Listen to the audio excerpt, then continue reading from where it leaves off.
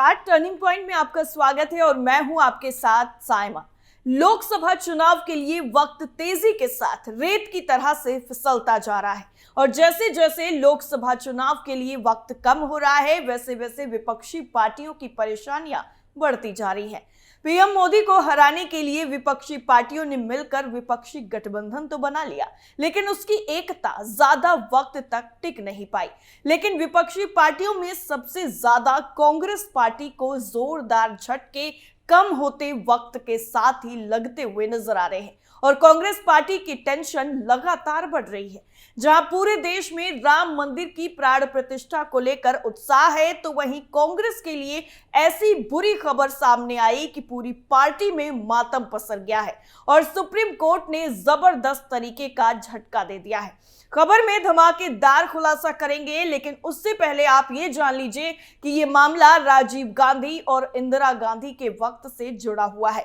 जिसको लेकर supreme court ने कांग्रेस को जमकर लताड़ लगाई है। तो क्या कुछ है पूरा मामला, सब कुछ आपको पॉइंट टू पॉइंट बताते हैं। कांग्रेस को जबरदस्त झटका, चुनाव से पहले बड़ा एक्शन, सुप्रीम कोर्ट ने खूब लताड़ा, कांग्रेस को देना होगा 1 करोड़। एक तरफ तो राम मंदिर की प्राण प्रतिष्ठा को लेकर रौनक है, तो वहीं दूसरी तरफ कांग्रेस को जबरदस्त झटका लग गया है, जिसकी वजह से कांग्रेस पार्टी बुरी तरह से फंसती हुई नजर आ रही है। दरअसल लोकसभा चुनाव को लेकर सभी पार्टियां चुनावी तैयारियों में जुटी हुई हैं, तो वहीं दूसरी तरफ कांग्रेस को सुप्रीम कोर्ट से जबरदस्त लताड़ लगी है और झटका भी लगा है, जिसकी वजह से कांग्रेस अब बुरी तरह से घिरती हुई नजर आ रही है और लाखों का चूना भी कांग्रेस पार्टी को लग गया है। दरअसल चुनाव से पहले कांग्रेस के लिए ये बहुत बड़ी हार मानी जा रही है और इसका खामियाजा भी लोकसभा चुनाव में भुगतना पड़ सकता है, ये कहना बिल्कुल भी गलत नहीं होगा। दरअसल सुप्रीम कोर्ट ने 19 जनवरी को बड़ा फैसला दिया, जिसकी वजह से कांग्रेस की रातों की नींद उड़ गई है। आपको बता दें कि सुप्रीम कोर्ट ने उत्तर प्रदेश की कांग्रेस को निर्देश दिया कि वो 1981 से 1989 तक राज्य में सत्तासीन यानी कि सत्ता में काबिज रहने के दौरान राजनीतिक रैलियों और तत्कालीन प्रधानमंत्रियों जिसमें इंदिरा गांधी और राजीव गांधी की यात्राओं में समर्थकों को लाने ले जाने के लिए राज्य पथ परिवहन निगम यानी सरकारी बसों और टैक्सियों के बकाया किराए के तौर पर 1 करोड़ रुपए जमा कराए। जी हां, कांग्रेस ने सत्ता में काबिज रहने के दौरान सरकारी बसों, टैक्सियों का भर भर कर खूब इस्तेमाल किया।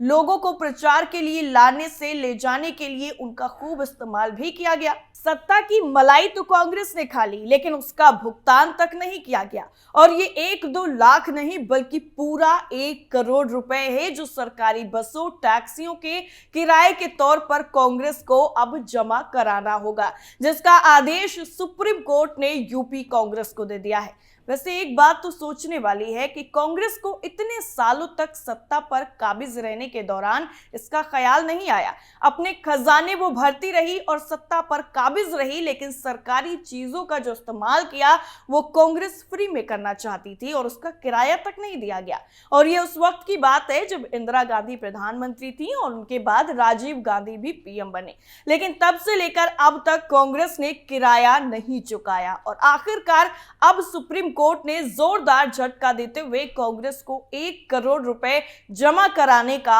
आदेश दे दिया है। आपको यहां पर यह जानना भी बेहद ही जरूरी है कि जस्टिस सूर्यकांत और जस्टिस केवी विश्वनाथन की पीठ ने उत्तर प्रदेश कांग्रेस कमेटी यूपीसीसी की याचिका पर राज्य सरकार और उत्तर प्रदेश राज्य पथ परिवहन निगम यानी यूपीएसआरटीसी को नोटिस जारी किए और पार्टी को 4 सप्ताह के अंदर 1 करोड़ रुपए जमा करने का निर्देश दिया है, जो लोकसभा चुनाव को देखते हुए कांग्रेस के लिए किसी बड़े झटके से कम नहीं है। वैसे कांग्रेस के लिए ये कोई बड़ी रकम नहीं है, लेकिन चुनावी माहौल में कांग्रेस पर इस तरह के एक्शन से जनता के बीच में संदेश जरूर गलत ही जाएगा और कांग्रेस के लिए बहुत ही फजीहत और बेइज्जती वाली बात है, क्योंकि जनता अगर कांग्रेस पर भरोसा करने का सोचेगी भी तो उसके जहन में ये बात जरूर आएगी कि कांग्रेस को सुप्रीम कोर्ट ने 1 करोड़ रुपए जमा करवाने का आदेश दिया है और वो भी 4 सप्ताह के भीतर ही। वहीं इस पूरे मामले को लेकर कांग्रेस की तरफ से पेश वरिष्ठ वकील सलमान खुर्शीद ने कहा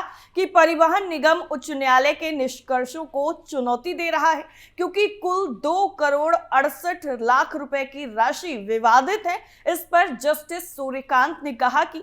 राशि का विरोध करने के लिए अगर आप एक दीवानी मुकदमा दायर करते हैं तो निर्णय में 20 से 30 साल लगेंगे। उसके बाद पहली अपील, दूसरी अपील और अन्य कार्यवाही होगी। इसके बजाय हम याचिकाकर्ता की वास्तविक देनदारी निर्धारित करने के लिए एक मध्यस्थ नियुक्त करने के बारे में सोच रहे हैं। खुर्शीद ने पीठ के इस सुझाव पर सहमति जताई। पीठ ने कहा कि प्रामाणिकता स्थापित करने के लिए वो प्रदेश कांग्रेस को कुल बकाया की एक निश्चित राशि जमा करने का निर्देश देगी। इसके साथ ही पीठ ने 1 करोड़ रुपए जमा करने का आदेश दे दिया। आदेश लिखे जाने के बाद खुर्शीद ने पीठ से जमा की जाने वाली राशि कम करने और 4 सप्ताह की अवधि को और बढ़ाने का अनुरोध भी किया। आदेश लिखे जाने के बाद खुर्शीद ने पीठ से जमा की जाने वाली राशि कम करने और 4 सप्ताह की अवधि को और बढ़ाने का अनुरोध भी किया। पीठ ने कहा कि शुरुआत में हम आधी राशि जमा करने का आदेश देने के बारे में सोच रहे थे,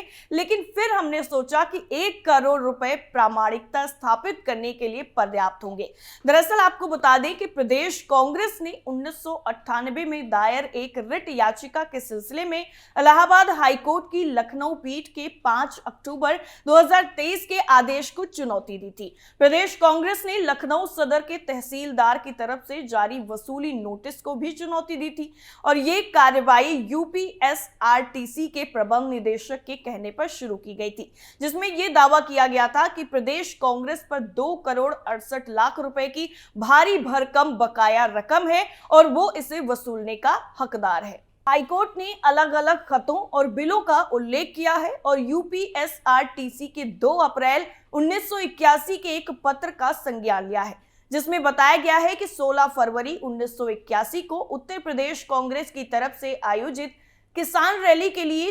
6.21 लाख रुपए से ज्यादा का बिल बाकी था और इसी तरह 16 दिसंबर 1984 के एक दूसरे पत्राचार से पता चलता है कि 1984 में दिवंगत प्रधानमंत्री इंदिरा गांधी की अस्थियों को 19 नवंबर को श्रद्धांजलि देने के लिए लोगों को लाने ले जाने के लिए उपलब्ध कराए गए वाहन का किराया भी 8.69 लाख रुपए बाकी था। उच्च न्यायालय ने यूपीसीसी को निर्देश दिया था कि वो यूपीएसआरटीसी को देय तिथि से 5% ब्याज के साथ 3 महीने की अवधि के भीतर ही 2.66 करोड़ रुपए का पूरा भुगतान करे। कांग्रेस ने अपनी याचिका में यह भी कहा था कि ये रकम राजनीतिक प्रतिशोध के तौर पर और याचिकाकर्ता को राजनीतिक दबाव मिलाने के इरादे से वसूली जा रही है। बहरहाल सुप्रीम कोर्ट की तरफ से कांग्रेस पार्टी पर जोरदार एक्शन लेते हुए सुप्रीम कोर्ट ने आदेश दिया है, लेकिन कांग्रेस की तरफ से इसे राजनीतिक दबाव में लाने का इरादा बताया गया है।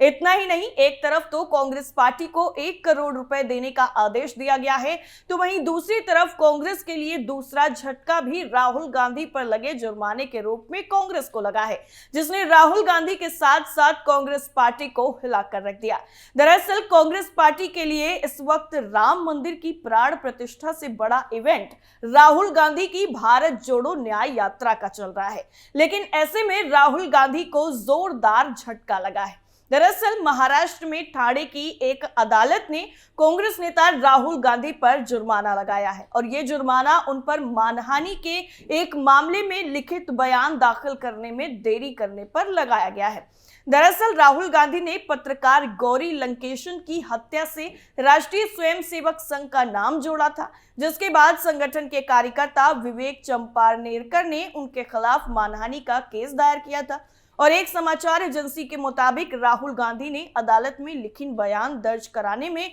881 दिन की देरी की थी। इसके बाद उनके अधिवक्ता नारायण अय्यर ने इस देरी के लिए माफी का अनुरोध करते हुए एक आवेदन भी दायर किया था। अय्यर ने दलील दी कि उनके मुवक्किल दिल्ली में रहते हैं और एक सांसद होने के नाते उन्हें यात्राएं करनी पड़ती हैं, जिसकी वजह से बयान दाखिल करने में देरी हुई। राहुल गांधी के अधिवक्ता अय्यर ने बताया कि मजिस्ट्रेट ने लिखित बयान दर्ज कराने में देरी करने पर माफी का अनुरोध मान लिया, साथ ही लिखित बयान भी स्वीकार कर लिया, लेकिन राहुल गांधी पर 500 रुपए का जुर्माना जरूर लगा दिया। मामले में अब अगली सुनवाई 15 फरवरी को होगी। आपको बता दें कि राहुल गांधी पर मुंबई की भिवंडी कोर्ट में भी मानहानि का केस दायर हुआ है, जिसको लेकर बॉम्बे हाई कोर्ट में सुनवाई हुई। यानी कुल मिलाकर कांग्रेस पार्टी के लिए वक्त उनके लिए अच्छा बिल्कुल भी नहीं चल रहा है और कांग्रेस पार्टी को एक के बाद एक झटका जरूर लग रहा है, जिसने लोकसभा चुनाव से पहले कांग्रेस की टेंशन बढ़ा दी है और कांग्रेस के लिए नई मुसीबत खड़ी कर दी है।